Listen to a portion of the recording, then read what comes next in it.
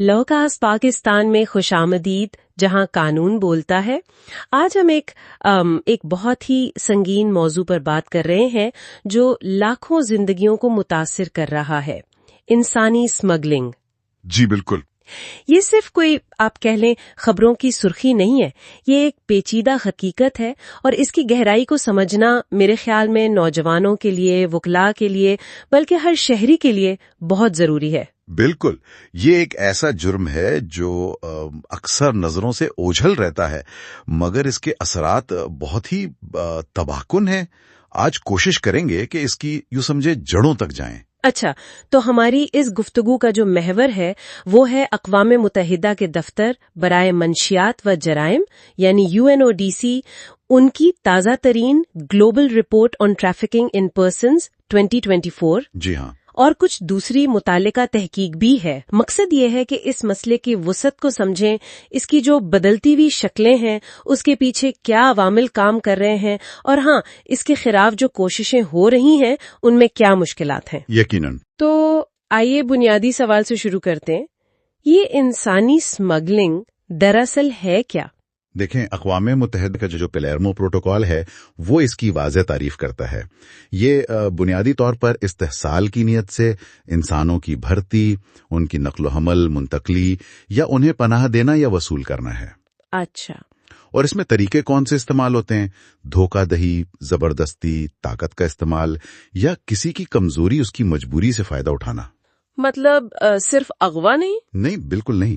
دھوکہ دہی، جھانسا دینا یہ بہت عام ہے، اور اہم بات یہ ہے کہ اگر جبر یا دھوکہ استعمال ہوا ہے تو پھر وہ جو متاثرہ فرد ہے اس کی رضامندی کی کوئی حیثیت نہیں رہتی۔ اچھا۔ اور خاص طور پر اگر 18 سال سے کم عمر کا کوئی فرد ہے یعنی بچہ، تو اس کے معاملے میں تو استحصال کے لیے بھرتی یا منتقلی ہی کافی ہے اسمگلنگ کہلانے کے لیے، چاہے بظاہر کوئی زبردستی نظر نہ بھی آ رہی ہو۔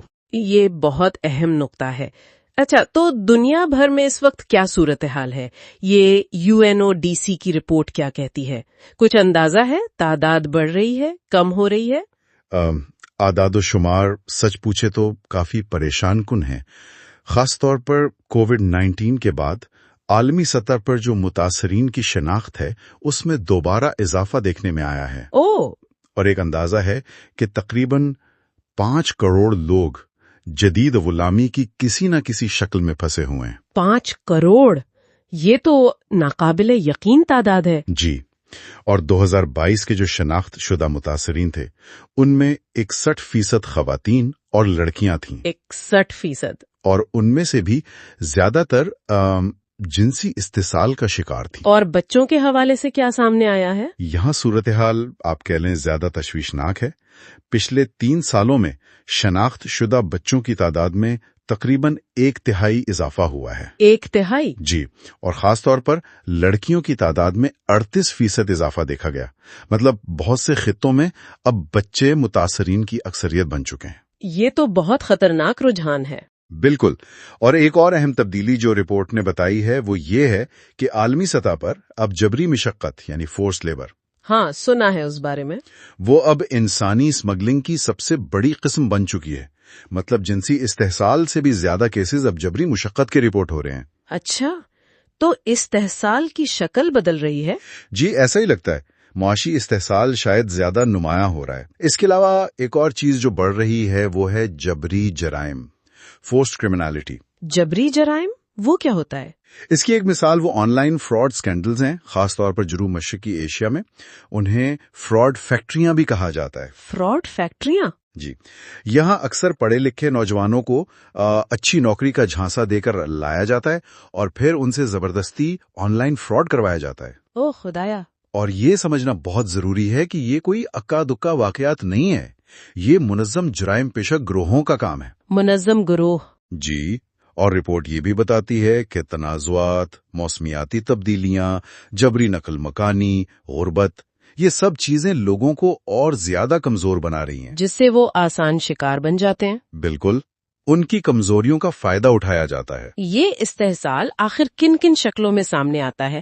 آپ نے جبری مشقت اور جنسی استحصال کا ذکر کیا۔ جی، اس کی کئی شکلیں ہیں۔ جنسی اسمگلنگ تو ہے ہی، پھر جبری مشقت ہے جو گھریلو کاموں میں، کھیتی باڑی میں، فیکٹریوں میں، کان کنی میں، हर जगह हो सकती है। अच्छा। कर्ज के बदले गुलामी यानी डेट बॉन्डेज, ये भी बहुत आम है। ओह हाँ। बच्चों की स्मगलिंग एक अलग बहुत ही अफसोसनाक पहलू है। उनसे जिनसी इस्तेहसाल, जबरी मशक्कत, भीख मंगवाना, हाँ। गैर कानूनी तौर पर गोद देना, चाइल्ड सोल्जर्स बनाना, ये सब इसी में आता है। फिर जबरी शादी भी बाज हालात में स्मगलिंग शुमार होती है। आज़ा की स्मगलिंग का भी सुना है। जी, आज़ा की स्मगलिंग, खासतौर पर गुर्दों की, ये भी एक मुनज़्ज़म जुर्म है जिसमें भर्ती करने वाले, ट्रांसपोर्टर, यहाँ तक कि तिब्बी अमला और खरीदार सब शामिल होते हैं। पूरा एक नेटवर्क। बिल्कुल। और जैसा कि पहले जिक्र हुआ, वो जबरी जराइम या फ्रॉड फैक्ट्रियां। ये स्मगलर आखिर काम कैसे करते हैं? मतलब लोग क्यों उनके जाल में आ जाते हैं? क्या वजूहात है? वजूहात तो बुनियादी तौर पर वही हैं जिनका हमने जिक्र किया। गुर्बत, बेरोजगारी, बेहतर मुस्तकबिल की तलाश, तालीम की कमी, अदम इस्तेहकाम, तनाजुहात। स्मगलर इन्हीं कमजोरियों का, इन्हीं उम्मीदों का फायदा उठाते हैं। तरीके मुख्तलिफ हैं। नौकरी का झांसा देना सबसे आम है। कभी मोहब्बत का ड्रामा रचाया जाता है। ओह। जबरदस्ती, धमकियां, तशद्दुद, कर्ज के जाल में फंसा लेना। बाज़ औक़ात खानदान वाले भी लाइल्मी में या शायद किसी दबाव में आकर इसमें किरदार अदा कर जाते हैं। वाकई? जी। और आजकल टेक्नोलॉजी का इस्तेमाल बहुत बढ़ गया है। ऑनलाइन इश्तिहारात, सोशल मीडिया, ये भर्ती के बड़े जरिए बन गए हैं। तो ऑनलाइन बहुत मोहतात रहने की जरूरत है। यकीनन। और कुछ ग्रोह खास तौर पर ज्यादा खतरे में होते हैं, जैसे मुहाजिरीन, पनाहगुज़ीन, मजहबी या नस्ली अक़लियतें, माजूर अफराद, बेवतन लोग। और खवातीन और बच्चे तो हैं ही। जी, खवातीन और बच्चे, वो हमेशा ज्यादा निशाने पर होते हैं। इस सारे तजर्बे से गुजरने वालों पर क्या बीतती होगी, इसका तो तसव्वुर भी मुश्किल है। असरात क्या होते हैं उन पर? असरात जिस्मानी भी होते हैं, नफ्सियाती भी और समाजी भी, और अक्सर बहुत देरपा होते हैं। नफ्सियाती तौर पर क्या होता है? शदीद जहनी दबाव, पोस्ट ट्रॉमेटिक स्ट्रेस डिसऑर्डर यानी PTSD, ये बहुत आम है। डिप्रेशन, बेबसी का शदीद एहसास, जिसे लर्न्ड हेल्पलेसनेस कहते हैं। अच्छा। मतलब ये यकीन हो जाना कि हालात बदल ही नहीं सकते। गुस्सा, शर्मिंदगी, खुद को इल्जाम देना, ये सब जज्बात होते हैं। और जिस्मानी तौर पर?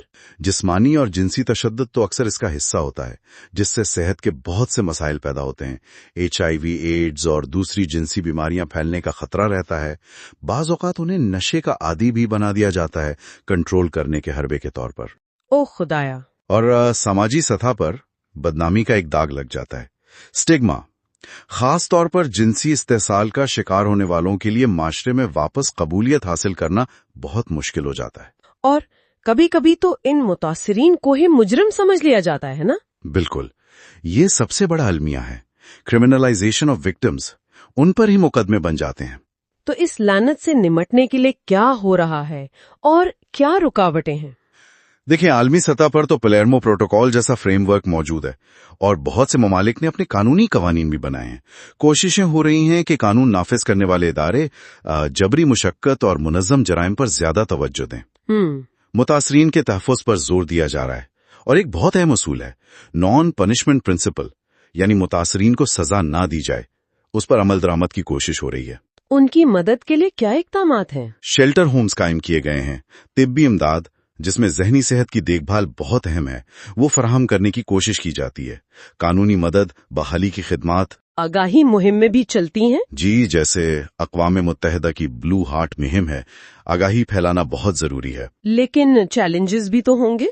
चैलेंजेस बहुत बड़े हैं। एक तो मुसद्दका आदाद शुमार जमा करना ही बहुत मुश्किल है। अच्छा। फिर मुख्तलिफ ममालिक के दरमियान तावन में रुकावटें आती हैं, खास तौर पर जब ये जराइम सरहद पार होते हैं। हाँ, ये तो है। उन मुनज़्ज़िम जराइम पेशा ग्रोहों पर मुकदमा चलाना, उन्हें सजा दिलवाना, ये इंतहाई पेचीदा काम है।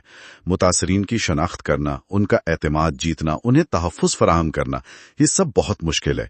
सोल सोसाइटी जो काम कर रही है, उन्हें भी खतरात का सामना रहता है। तो खुलासा ये है कि इंसानी स्मगलिंग एक बढ़ता हुआ बहुत सी शक्लों वाला आलमी जुर्म है। जी, जो कमजोर तरीन लोगों को निशाना बनाता है, और इसके पीछे गुर्बत, अदम मसावात और मुनज़्ज़म जराइम जैसे गहरे मसाइल हैं। बिल्कुल। और यहाँ एक आप कह लें गौर तलब बात ये पैदा होती है जी कि कवानीन मौजूद हैं, इदारे मौजूद हैं, आलमी मुआहदे हैं, लेकिन پھر بھی وہ کون سی بنیادی رکاوٹیں ہیں جو ان بڑے منظم گروہوں کو انصاف کے کٹہرے میں لانے سے روکتی ہیں اور متاثرین کو وہ حقیقی تحفظ اور مکمل بحالی فراہم کرنے میں حائل ہیں؟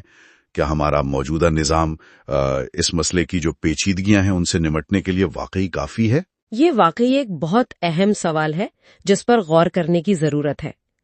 آخر میں نوجوانوں کے لیے اور خاص طور پر خواتین کے لیے ایک پیغام دینا چاہوں گی کہ بہت محتاط رہیں۔ کسی بھی نوکری کی پیشکش، خاص طور پر اگر وہ بیرون ملک سے ہو یا آن لائن ملے، تو اس کی اچھی طرح پوری طرح تصدیق کریں۔ جی، یہ بہت ضروری ہے۔ اپنی ذاتی معلومات، اپنے کاغذات کسی پر بھی آسانی سے بھروسہ کر کے نہ دیں۔ اگر کوئی بھی صورتحال ذرا سی بھی مشکوک لگے تو فوراً کسی قابل اعتماد ادارے یا فرد سے رابطہ کریں۔ یاد رکھیں، آگاہی ہی سب سے بڑا ہتھیار ہے۔ ہمارے ساتھ اس اہم موضوع پر گفتگو میں شامل رہنے کا بہت شکریہ۔ امید ہے اس گفتگو سے انسانی اسمگلنگ جیسے اہم مسئلے پر آگاہی میں کچھ اضافہ ہوا ہوگا۔ اور لا کاسٹ پاکستان، جہاں قانون بولتا ہے، کو لائک، شیئر اور سبسکرائب کرنا نہ بھولیں۔ ہم نئے قوانین پر، ترامیم پر، قانونی مسائل پر یا کسی بھی قانونی موضوع پر آپ کے لیے اور خاص طور پر نوجوان وکلا کے لیے معلوماتی سیشنز لاتے رہیں گے۔ اگلے سیشن تک کے لیے اجازت دیں۔ اللہ حافظ۔ اللہ حافظ۔